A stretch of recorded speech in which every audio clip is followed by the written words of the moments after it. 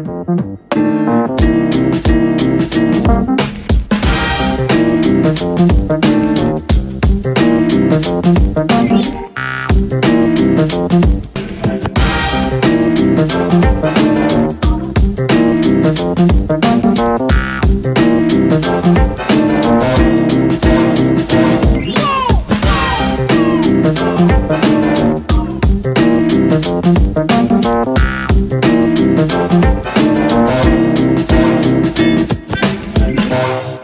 bismillahirrahmanirrahim. Assalamualaikum warahmatullahi wabarakatuh.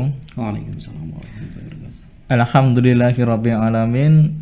Puji syukur kehadirat Allah SWT dan juga selamat datang kembali di channel Dakwah Solo di acara podcast Ramadan yang insyaallah akan menemani antum-antum semua untuk berbuka-buka puasa sambil kita suguhkan materi-materi apa yang insyaallah bermanfaat untuk kita semua ya.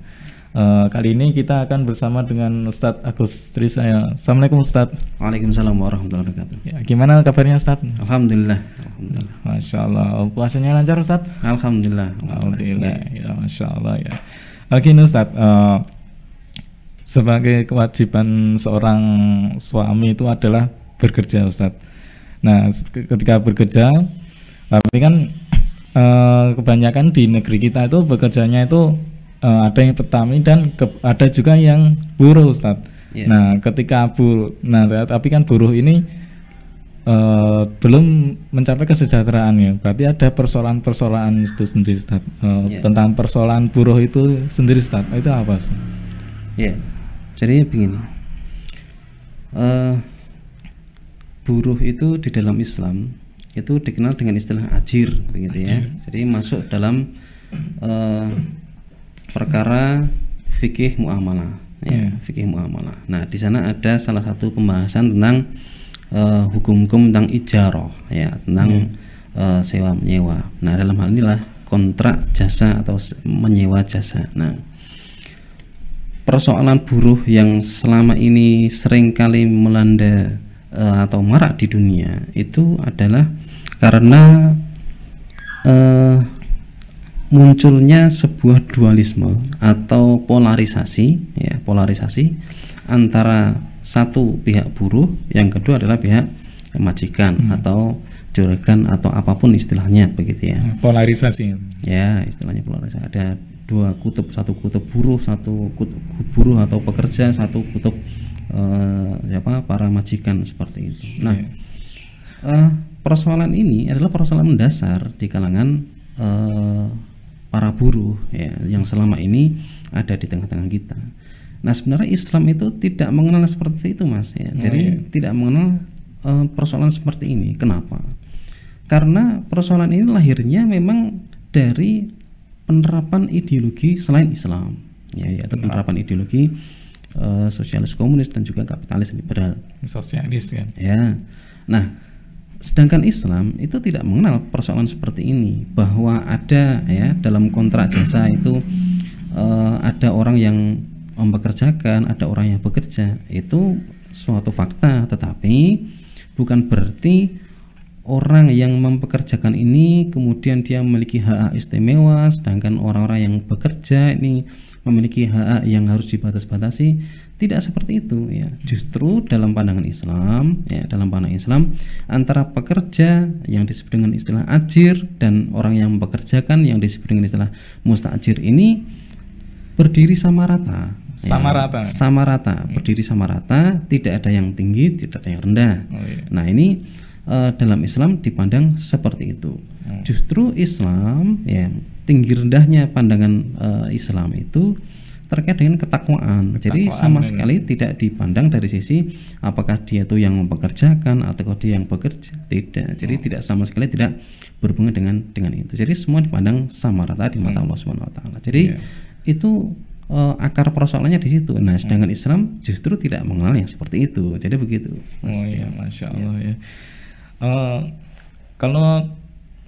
Kalau cara Islam sendiri Ustaz, untuk menyelesaikan persoalan buruh itu gimana Ustaz? Iya, berangkat dari fakta tadi bahwa karena Islam, di dalam Islam itu tidak dikenal yang namanya konsep buruh dan majikan, maka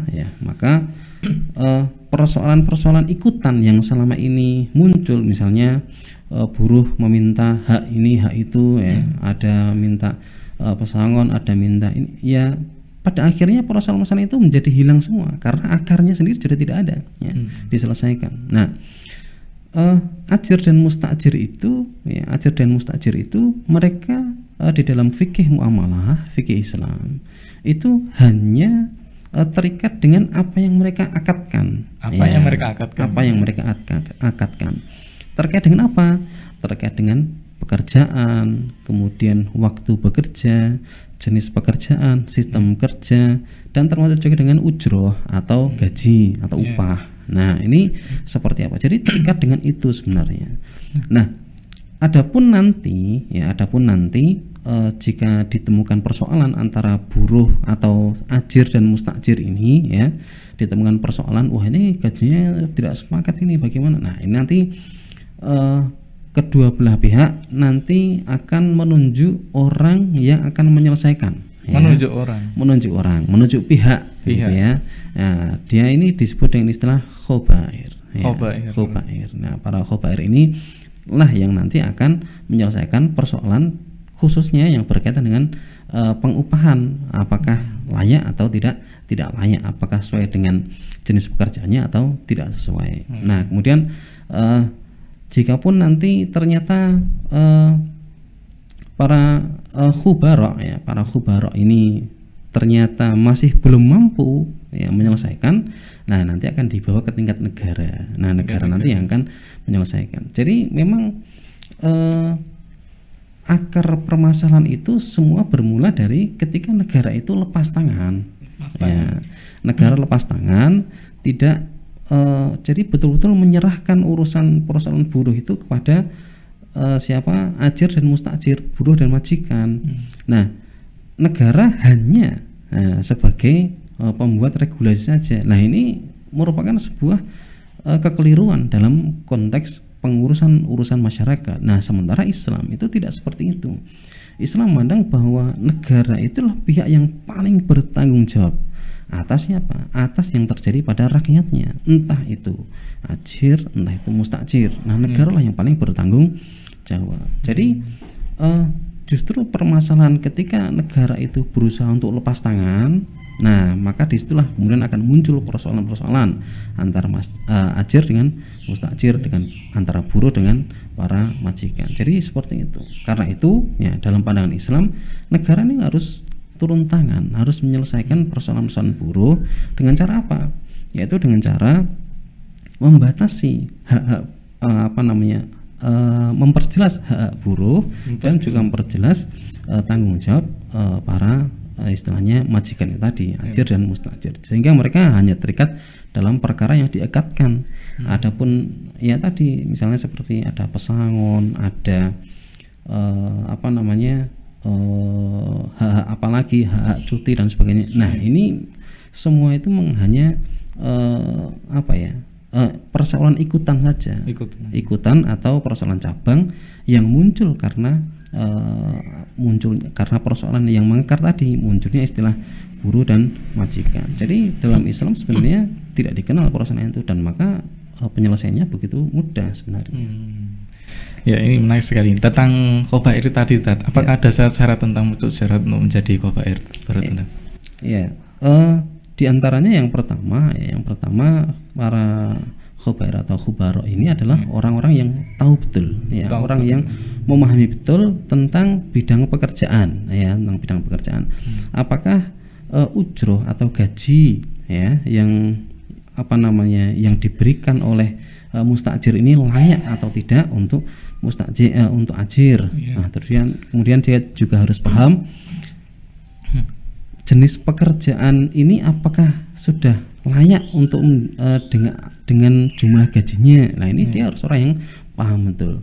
Nah, maka kalau kemudian orang ini dia tidak paham, ya ini bisa muncul persoalan baru. Karena itu orang yang ditunjuk ini harus orang yang sifatnya netral. Dia tidak memihak. Nah, beberapa persoalan di kalangan buruh seperti sekarang ini, ya, ini tidak ditunjuk. Orang yang disebut dengan khubara atau khubair ini tidak ditunjuk. Tetapi ya, yang justru menjalankan peran sebagai itu adalah para penguasa. Nah, justru kadang-kadang para penguasa ini bersekongkol ya, para penguasa ini dia bersekongkol dengan para, mohon maaf ya, para majikan, para juragan atau para pengusaha besar. Juragan-juragan itu mereka bersekongkol, akhirnya ya sudah kita tetapkan sekian. Nah, kadang-kadang persoalan ini justru munculnya di situ. Nah, sementara di sisi yang lain para ajir atau buruh ini dia merasa wah ini tidak sesuai ya, pada akhirnya kemudian ditetapkanlah yang namanya UMK, UMP dan sejenisnya. Jadi seperti itu. Ya. Kalau misalnya kita mau yang bisa untuk menuju Kubair itu siapa tuh? Apakah negara atau mungkin sebuah perusahaan itu? Iya, sebenarnya yang tadi yang saya sampaikan yang menunjuk adalah dua pihak ini. Oh, dua pihak itu. Ya, berarti kesepakatan. Ya, kesepakatan seperti apa? Nah, hanya saja ketika nanti tidak ditemukan jalan keluar, barulah kemudian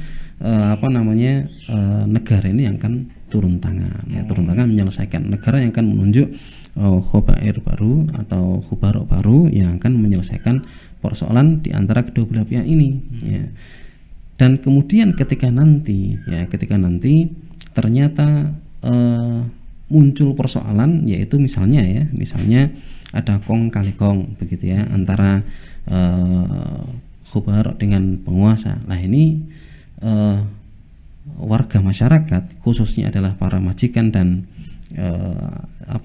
buruh. Nah, ini bisa mengajukan persoalan ini ke tingkat yang lebih tinggi lagi, yaitu kepada mahkamah madzolim. Mahkamah madzolim. Mahkamah madzolim itu ya satu jenis pengadilan, sistem peradilan di mana yang akan menyelesaikan salah satu tugasnya yaitu menyelesaikan sengketa-sengketa atau perkara-perkara yang berkaitan dengan penguasa dengan rakyatnya. Nah, ketika itu terjadi, maka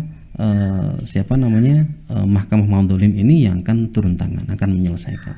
Nah, kemudian rakyat bisa mendapatkan keadilan di situ. Karena itu disebut dengan istilah mahkamah madzolim karena dia bertugas untuk menyelesaikan kedoliman. Nah, jadi seperti itu. Ya, itu kendalanya nggak ada mahkamah madzolim di sini. Nah, tidak ada. Ya, negara kita ya seperti ini juga. Jadi makanya para buruh ini nasibnya semakin tidak jelas, kemana mereka hendak mengadu. Dan kalau kita lihat berita itu sungguh miris sekali ya. Kemarin demonstrasi menolak Omnibus Law itu. Ya, Omnibus Law itu sampai kemudian timbul korban. Nah, ini kan ini perkara yang sangat menurut saya menyedihkan sekali. Bagaimana kemudian ketika itu nyawa manusia itu seolah seperti tidak ada harganya, tapi hukum itu terus saja berjalan. Nah, ini kan menurut saya satu perkara yang yang sungguh memiriskan hati begitu ya. Jangan sampai ke depan ini hal yang semacam ini bisa terjadi lagi. Jadi begitu, Mas. Tapi bukanlah negara itu hanya untuk menetapkan sebatas UMK itu, bukan? Karena kan banyak kan di negara kita kan yang menetapkan tuh UMK itu negara. Tapi kalau Islam itu tentang upah atau ujrah itu gimana, Mas? Ya, jadi di dalam fikih Islam, fikih muamalah itu ada yang disebut dengan istilah ujrah mithil. Ujrah mithil itu adalah upah sepantas ya, upah sepantasnya. Artinya sepantas itu bukan kok minim, bukan, tetapi sesuai dengan kadar atau jenis pekerjaan. Seandainya kadar atau jenis pekerjaan ini diberi ujroh sekian, apakah sudah pantas ataukah belum? Sebenarnya batasannya adalah itu. Nah, istilah UMK atau UMP atau yang sejenisnya, UMR begitu ya, ini memang mengarahnya pada tingkat kebutuhan terendah, tingkat kebutuhan terendah atau minimum dari warga masyarakat yang dia bekerja. Nah, maka kemudian tingkat UMK dan UMP atau yang sejenisnya ini bisa berbeda-beda antar satu wilayah dengan wilayah yang lain, daerah dengan daerah lain bisa berbeda-beda. Nah, hanya saja kadang jumlah besarannya itu dinilai kemudian tidak sesuai dengan apa yang dilakukan oleh para pekerja. Nah, karena itulah Islam menetapkan bahwa ujroh itu ya sepantasnya. Nah, adapun kebutuhan rakyat yang lain semacam kebutuhan akan makan, minum dan sebagainya. Nah, ini negara ini harus mampu mengusahakan agar tidak ada satupun warga negara itu yang mohon maaf ya kelaparan, kesusahan makan. Ini tidak boleh. Kebutuhan akan pendidikan ini tidak boleh. Jangan sampai ada warga negara yang ternyata dia tidak sekolah karena mohon maaf gajinya bapaknya itu minim misalnya. Nah, ini negara harus menjamin itu sehingga kebutuhan dasar warga negara itu siapa yang wajib memenuhi? Bukan majikan, bukan para mustajir, bukan, melainkan itulah tugas dari negara. Nah, sehingga kalaupun misalnya nanti ada tadi ternyata bapaknya mohon maaf ya cuman tukang beca atau tukang kayu, tukang bangunan yang gajinya tidak seberapa, katakanlah misalnya seperti itu, akhirnya kemudian anaknya tidak bersekolah. Nah, kalau di negara kita ini susah orang mau sekolah. Nah, tapi di negara negara yang menerapkan sistem Islam, semua itu sudah terjamin. Sudah terjamin. Itu merupakan tanggung jawab negara. Jadi negara lah yang mengusahakan bagaimana agar rakyatnya itu pinter. Salah satunya adalah mengusahakan sekolah dengan gratis atau semurah-murahnya. Sumber pengeluaran untuk energi juga semurah-murahnya, sehingga masyarakat yang dia katakanlah mendapatkan ujroh itu tidak begitu banyak, dia juga tidak akan dipusingkan dengan harus mikir BBM, mikir biaya sekolah, harus mikir biaya kesehatan dan sebagainya, karena itu sudah di-cover oleh negara. Jadi seperti itulah bentuk bagaimana negara itu tadi sebagai penanggung jawab urusan masyarakat itu negara. Nah, di negara kapitalis ya semacam di negeri ini negara itu perannya minim sekali. Paling pol itu cuma bikin aturan, ya silahkan dijalankan. Nah, ini kan ya miris sekali kalau kita bandingkan dengan sistem Islam seperti itu. Iya, Masya Allah. Ya, penjelasannya sangat luar biasa sekali dari Ustadz Agusti saya tentang buruh dan upah buruh ya. Cukup sekian dari acara podcast kali ini. Syukran jazakallahu khair untuk Ustadz Agusti saya. Semoga bermanfaat untuk kita semua. Dari saya, bila ada salah kata dari saya mohon maaf. Assalamualaikum warahmatullahi wabarakatuh. Waalaikumsalam warahmatullahi wabarakatuh.